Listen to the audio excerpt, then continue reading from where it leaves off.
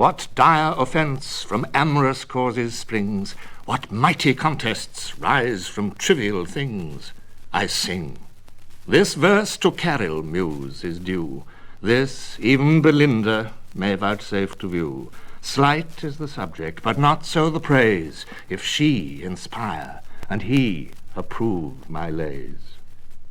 Say what strange motive, goddess, could compel a well-bred lord to assault a gentle belle? Oh, say what stranger cause, yet unexplored, could make a gentle belle reject a lord? In tasks so bold can little men engage, and in soft bosoms dwells such mighty rage? Sol through white curtains shot a timorous ray, and oped those eyes that must eclipse the day.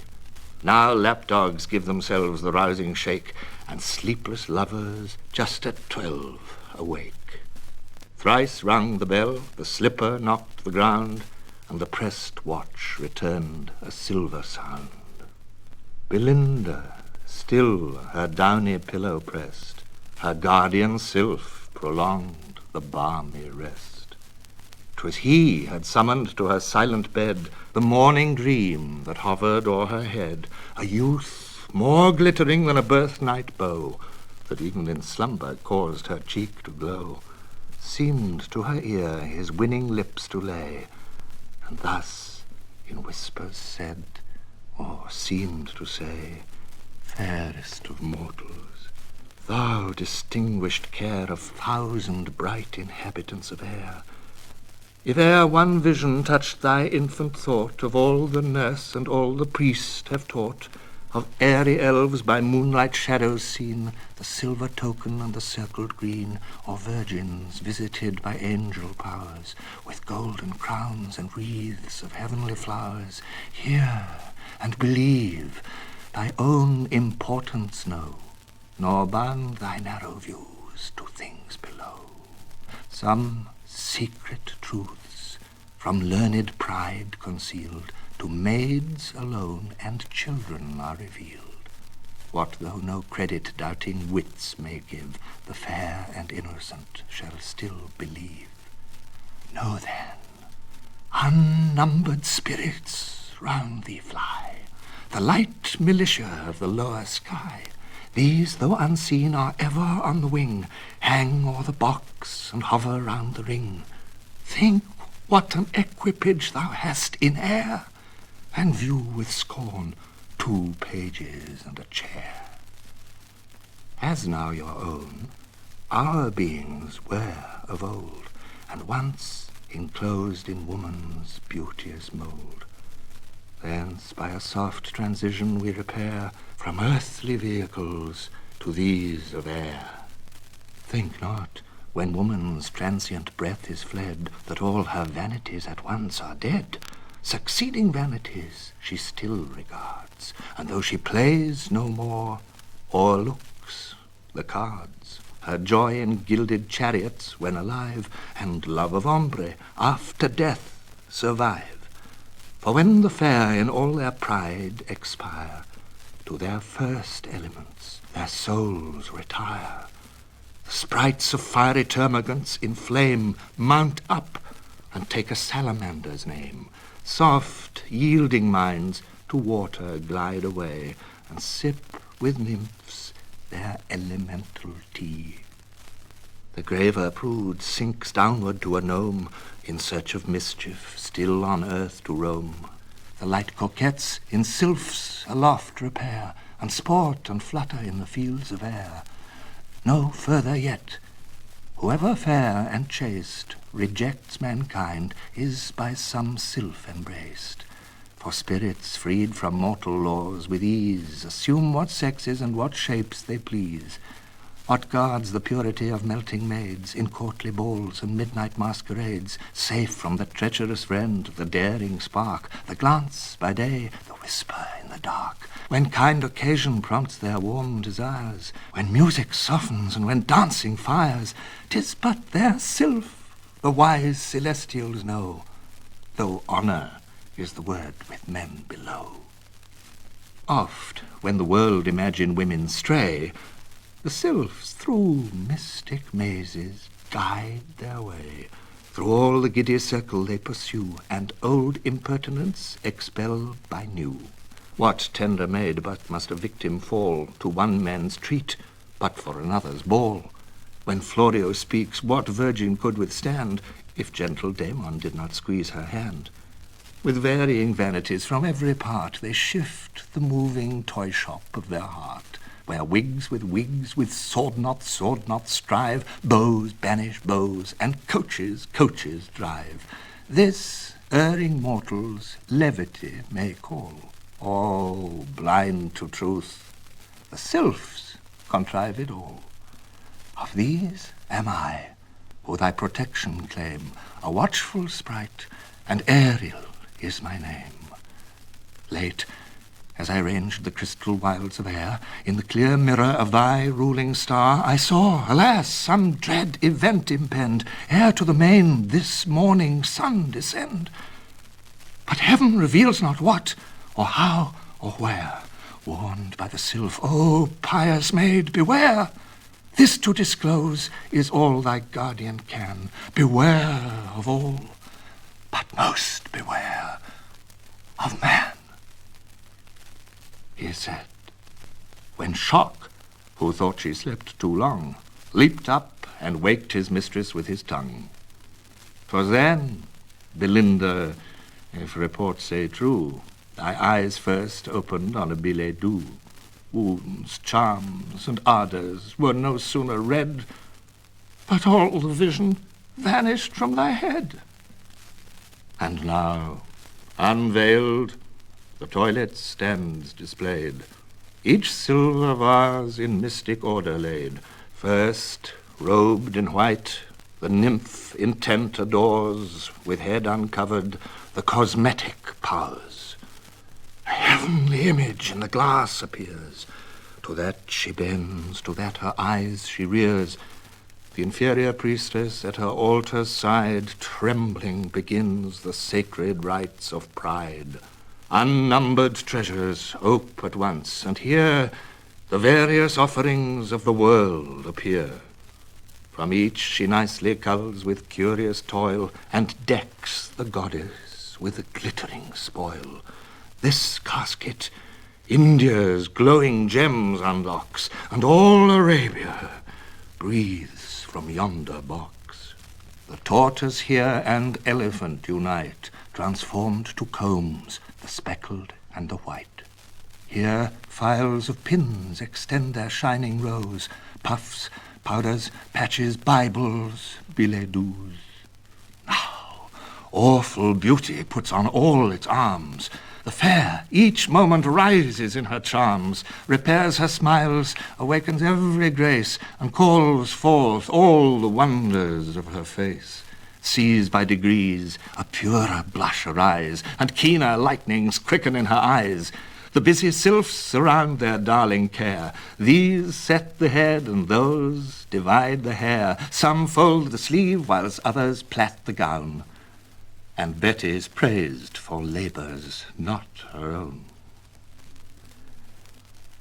Not with more glories in the ethereal plain the sun first rises o'er the purpled main, than issuing forth the rival of his beams, launched on the bosom of the silver Thames. Fair nymphs and well-dressed youths around her shone, but every eye was fixed on her alone. On her white breast a sparkling cross she bore, which Jews might kiss and infidels adore. Her lively looks a sprightly mind disclose, quick as her eyes and as unfixed as those. Favours to none, to all she smiles extends. Oft she rejects, but never once offends. Bright as the sun her eyes the gazers strike, and like the sun they shine on all alike. Yet graceful ease and sweetness, void of pride, might hide her faults, if belles had faults to hide. If to her share some female errors fall, look on her face, and you'll forget 'em all. This nymph, to the destruction of mankind, nourished 2 locks, which graceful hung behind in equal curls, and well conspired to deck with shining ringlets the smooth ivory neck. Love in these labyrinths his slaves detains, and mighty hearts are held in slender chains. With hairy springes we the birds betray, slight lines of hair surprise the finny prey, fair tresses man's imperial race ensnare, and beauty draws us with a single hair. The adventurous baron the bright locks admired. He saw, he wished, and to the prize aspired. Resolved to win, he meditates the way, by force to ravish or by fraud betray. For when success a lover's toil attends, few ask if fraud or force attained his ends. For this, ere Phoebus rose, he had implored propitious heaven and every power adored, but chiefly love. To love, an altar built of 12 vast French romances, neatly gilt. There lay 3 garters, half a pair of gloves, and all the trophies of his former loves. With tender billets doux he lights the pyre, and breathes 3 amorous sighs to raise the fire. Then prostrate falls, and begs with ardent eyes soon to obtain, and long possess the prize. The powers gave ear, and granted half his prayer. The rest the winds dispersed in empty air. But now, secure, the painted vessel glides, the sunbeams trembling on the floating tides, while melting music steals upon the sky, and softened sounds along the water die. Smooth flow the waves, the zephyrs gently play. Belinda smiled, and all the world was gay. All but the sylph, with careful thoughts oppressed, the impending woe sat heavy on his breast. He summoned straight his denizens of air. Lucid squadrons round the sails repair. Soft o'er the shrouds aerial whispers breathe, that seemed but zephyrs to the train beneath. Some to the sun their insect wings unfold, waft on the breeze or sink in clouds of gold. Transparent forms, too fine for mortal sight, their fluid bodies half dissolved in light. Loose to the wind their airy garments flew, thin glittering textures of the filmy dew, dipped in the richest tincture of the skies, where light disports in ever-mingling dyes, while every beam new transient colours flings, colours that change whene'er they wave their wings. Amid the circle, on the gilded mast, superior by the head, was Ariel placed.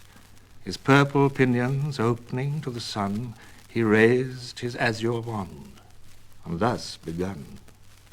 Ye sylphs and sylphids, to your chief give ear, fays, fairies, genii, elves, and demons, hear.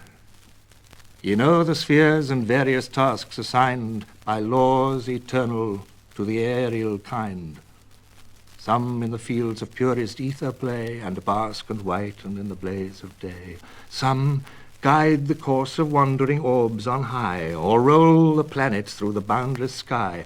Some, less refined, beneath the moon's pale light, pursue the stars that shoot athwart the night, or suck the mists in grosser air below, or dip their pinions in the painted bow, or brew fierce tempests on the wintry main, or o'er the glebe distill the kindly rain.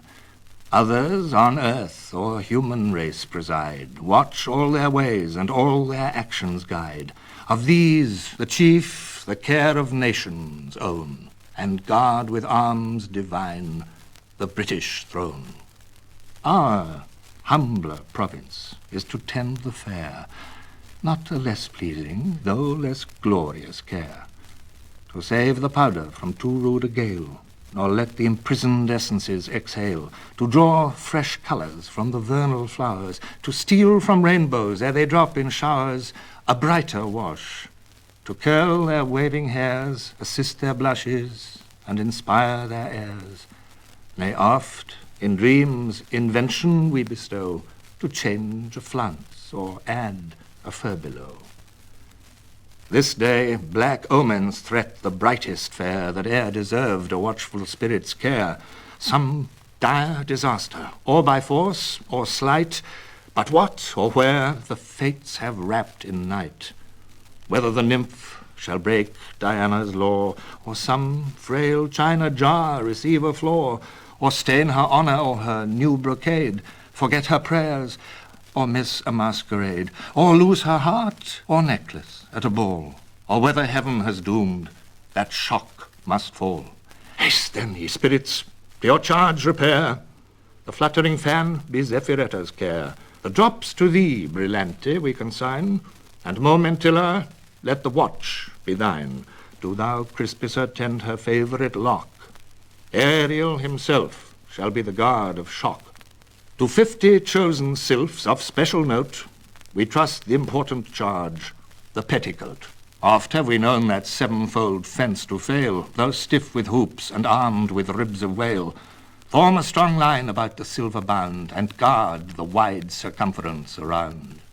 Whatever spirit, careless of his charge, his post neglects or leaves the fair at large, shall feel sharp vengeance soon o'ertake his sins, be stopped in vials or transfixed with pins, or plunged in lakes of bitter washes lie, or wedged whole ages in a bodkin's eye. Gums and pomatums shall his flight restrain, while clogged he beats his silken wings in vain, or alum styptics with contracting power shrink his thin essence like a rivelled flower. Or, as Ixion fixed, the wretch shall feel the giddy motion of the whirling mill, in fumes of burning chocolate shall glow, and tremble at the sea that froths below. He spoke.